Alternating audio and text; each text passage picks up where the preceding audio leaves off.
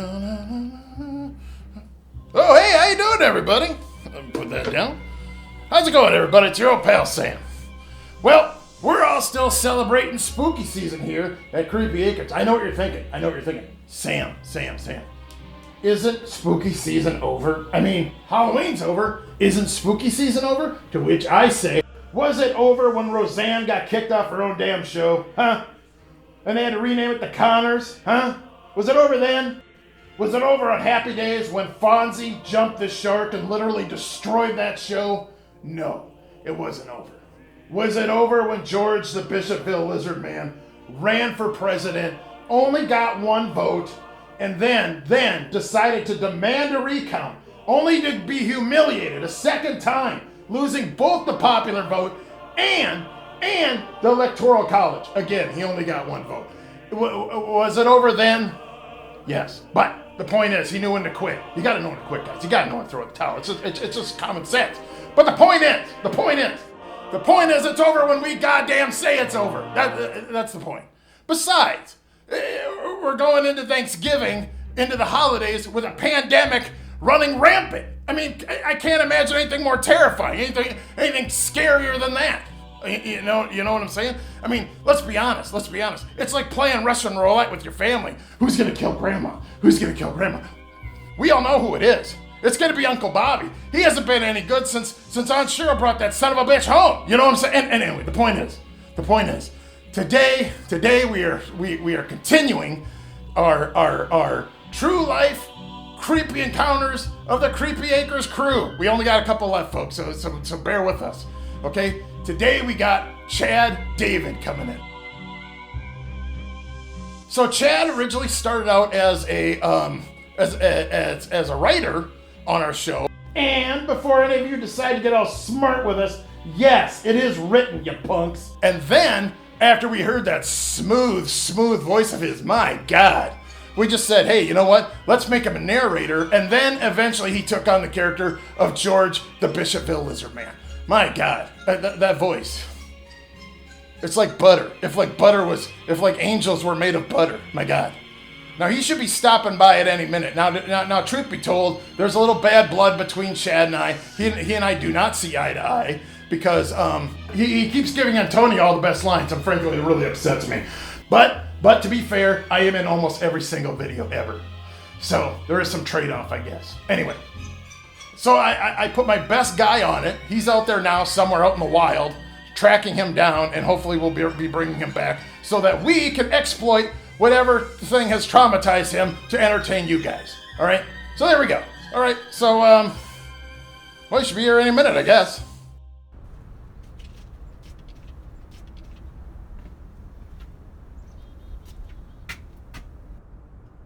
Well, this looks like the place.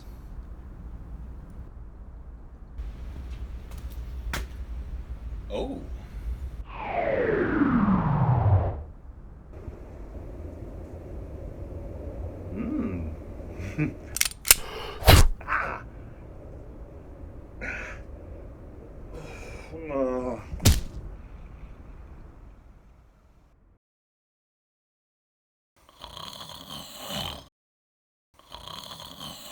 Hey, sleepyhead, wake up. Yeah, welcome to Oz, bitch. Not again. Why does this keep happening? Chad, do you mind sharing with myself and, of course, with our fans your true life creepy encounter? Oh, sure. So, it was about 15 years ago. I was living in Bismarck, North Dakota. I had a second job as a board operator at the local AM station. AM 550 KFYR, Bismarck. Sound of the cities. Anyways, so I used to have a morning gig where I'd come in and just kind of run the boards for 3 hours, but on the weekends I'd have to do an overnight shift, which started at midnight. Went from midnight until 6 a.m. My job at the radio station when I get there is just to update the weather. It updates every hour, and how that works is the meteorologist at the weather center will send me a voice clip at the top of every hour. And at the end, I just have to come in and go, and here in Bismarck, Mandan, it's 55 degrees, KFYR. And at this point, Between 2 and 3 in the morning, I'm mostly just adding stuff from, like, making fun of my friend Bill, where it's like, it's 53 degrees. Ow! Bill's a dumbass! KFYR. And then I'd wait for the program director to, call in and tell me that I'm fired. Which never happened, luckily. But, so obviously from midnight to 6, there's nothing to do except at the top of the hour when you're updating the weather, which takes all of 5 minutes, and then you have the entire hour just to find something to do, where you wander around, looking at people's stuff, going through the fridge, just, maybe watching television. So about 1 a.m. is when AM Coast to Coast comes on. It's basically like a creepy encounter, spooky ghost, monster encounter, alien show where people call in and the host lets them tell their story. It's either George Norrie or it was Art Bell. It's got this great tune from Midnight Express.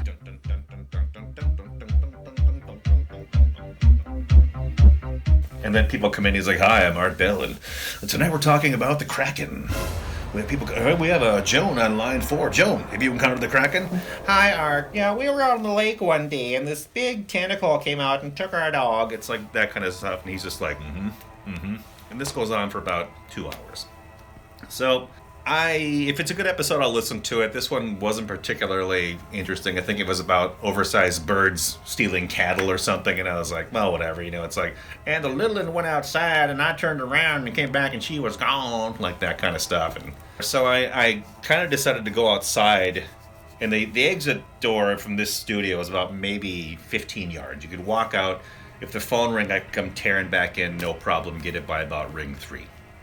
So I'm outside, and we are kind of the edge of town, kind of on the east side of town. Not quite the edge of town, but further east is just going to be like the highway and a bunch of kind of open fields, maybe just some undeveloped land.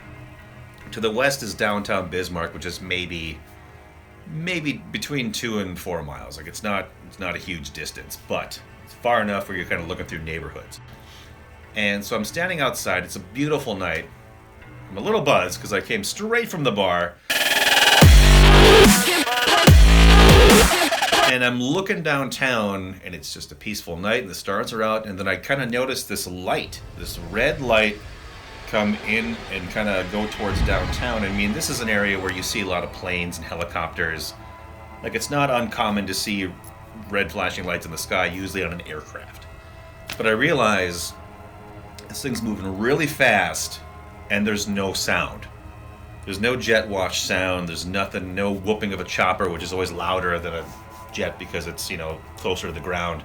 And I'm watching this thing, and it just starts, whipping cookies, in one spot, really about this fast. And I'm like, no jet can corner like that. It's, distance-wise, maybe a half mile. It is just doing this, just racetrack around. And I hear there's no sound. There's no chopper sounds, no jet.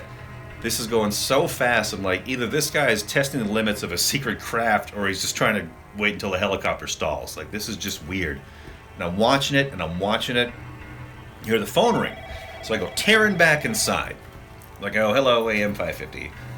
And the first thing I hear is just a hearty, "Hey, man, what's up, brother? How you doing?" I'm just like, "Good. What can I do for you, sir?" "Hey, man, I got a weird question to ask you. Can I come down to the studio and watch the show?" And this happens all the time.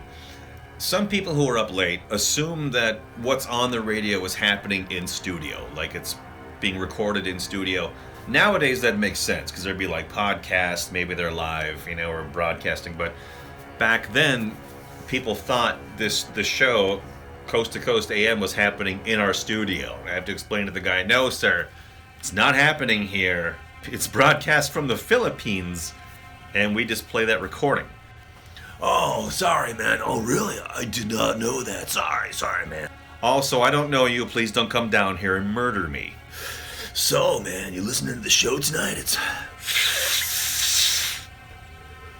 pretty good so far." And I'm like, and I got nothing to do at this point because I got 5 hours to burn till 6 a.m. This guy just goes off about everything. "JFK, man, that was an inside job. I've seen some strange stuff, and man, and I saw a man turn into a goat. You ever hear about skinwalkers, man? It was all about oil resources. I don't know, brother, but I tell you, I don't think dinosaurs were real. The moon did not happen. Think they fell off the flat earth. I'm pretty sure my neighbor's a skinwalker. The moon isn't even real, dude.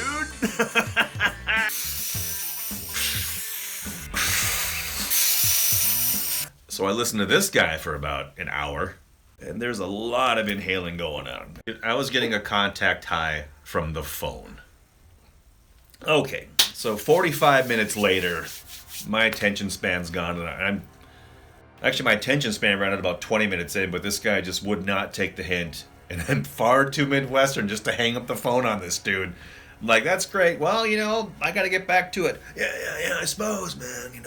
The government has a lot of responsibility on guys your age. And I was like, oh, come on, you're killing me. So I finally get him off the phone.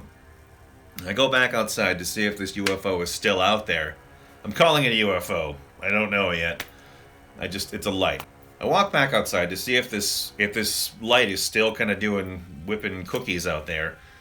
I look up, I don't see it, and then all of a sudden, it's there again, and it's still just circling. It's just circling so fast.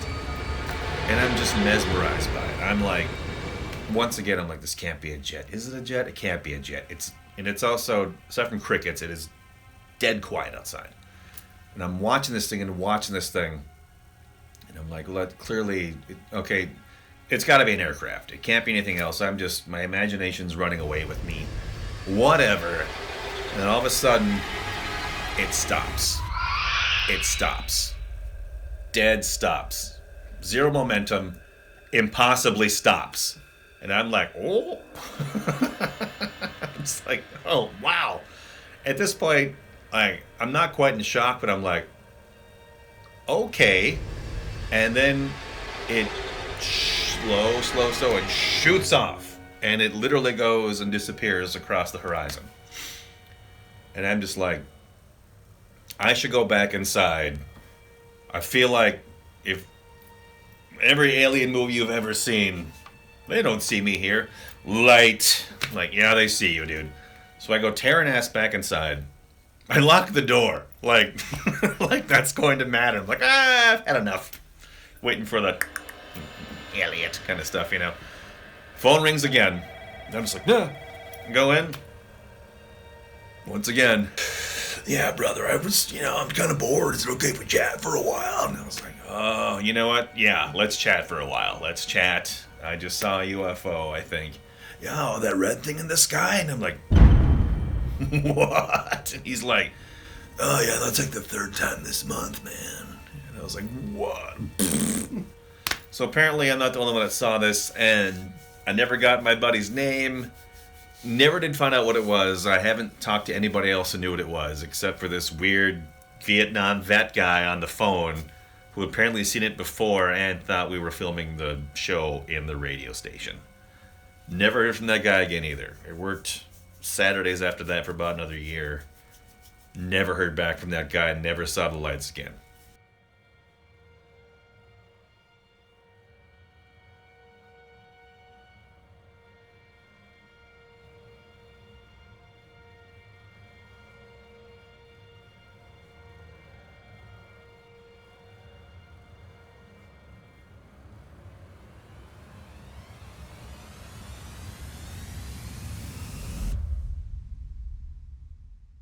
All right, man. Well, hey, you know what? Thank you so much for sharing your story with us. It's pretty fascinating stuff, and I know it probably wasn't easy for you, but I'm sure I appreciate it. Our fans do, and you know what? For your trouble, here, hey, why don't you take one of these? Here you go, buddy. You earned that. You earned that. Oh, sweet. Can I get that Toblerone? I feel like I've earned the Toblerone. You know what? I was kind of saving this for later. But I feel like I've earned the Toblerone. You know what? You're right. You know what? Here you go, buddy. Here you go. Thanks, man. So how do I get out of here again?